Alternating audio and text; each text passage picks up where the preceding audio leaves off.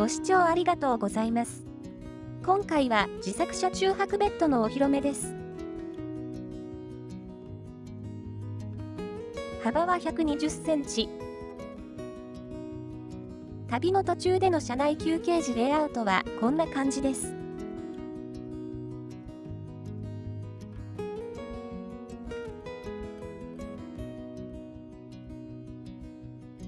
乗り込みはこんな感じで、靴置き場で脱いで、靴を下にしまいます。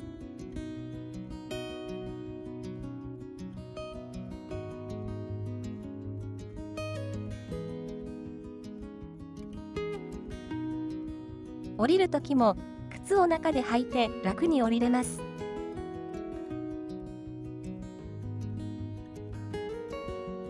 ベッドモードにしていきます。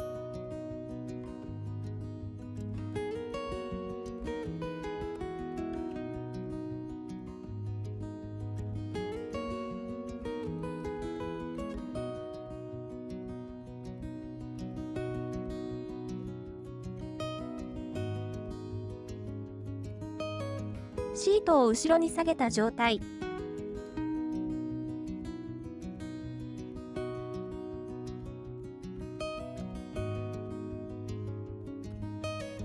この状態のベッドだと長さ171センチ。私が170センチなので、このサイズでは窮屈です。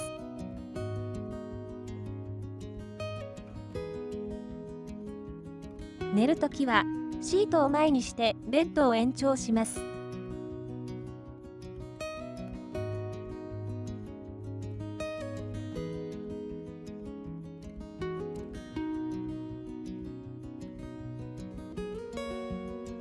私はめんどくさがり屋なんで、手間をあまりかけずに延長できるよう少し工夫しました。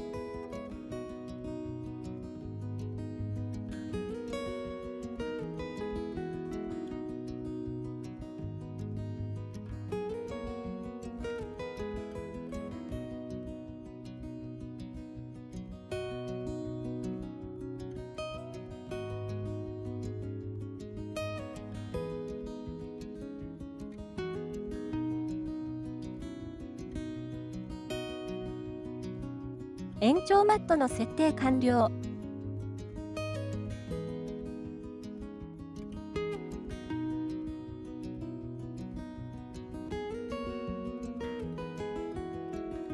長さは190センチ以上になります。この状態でも対面滞座は可能です。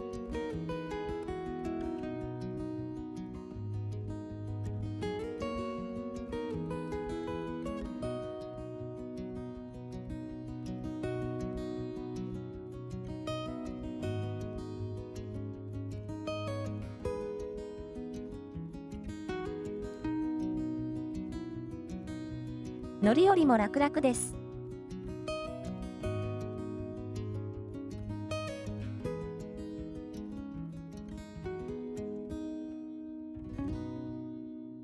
天井までの高さもゆとりあります。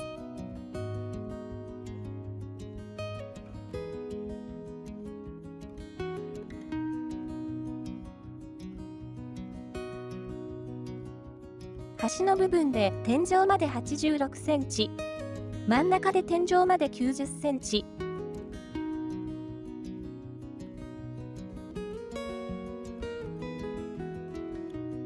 ベッド下はすべて収納空間になります。前の部分を外し、後ろに入れることで後部座席の使用も可能です。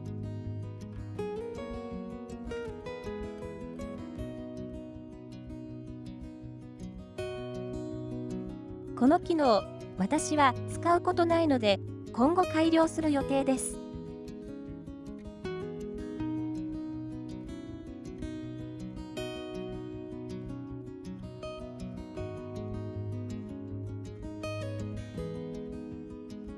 私はめんどくさがり屋なので、少しでも手間を減らすため、両サイドはつけたままにしています。シートへの干渉はありません。先ほど延長してたのが、これ。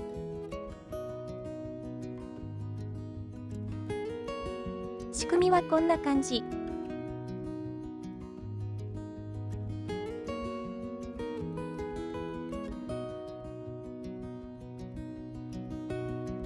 いずれ日本一周、2人車中泊旅をする予定なので、毎日ベッドメイキングが煩わしくならないようにしました。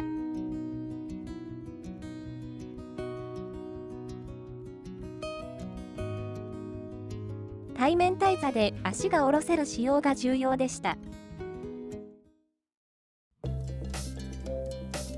今から仕事モードに変更します。まず、真ん中の足4本外していきます。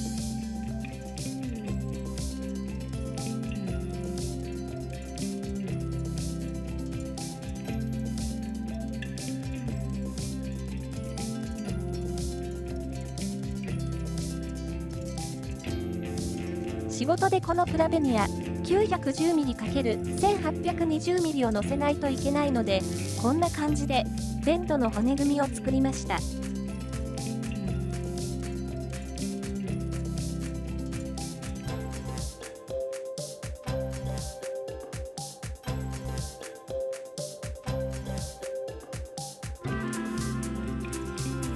昼の休憩時、寝る時間があるときは、フレームの上に糸を置き、クッション乗せて寝ています。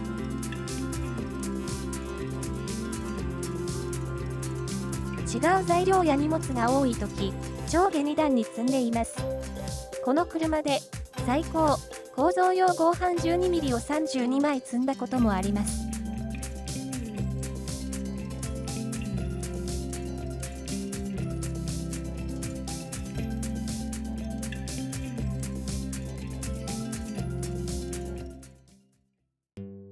アルミフレーム 20mm と 30mm です。強度は当たり前ですが、30mm の方が圧倒的です。ベッドフレームも最初は 30mm で作る予定だったのですが、少しでも収納スペースが欲しかったので 20mm で作りました。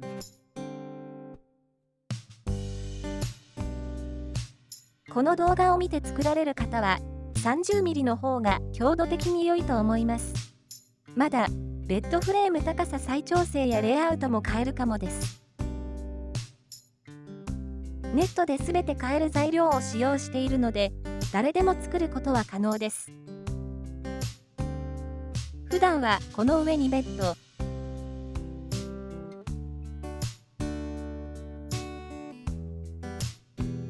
長期車中泊旅ができるようになったときは、このマットの上にベッド乗せる予定にしています。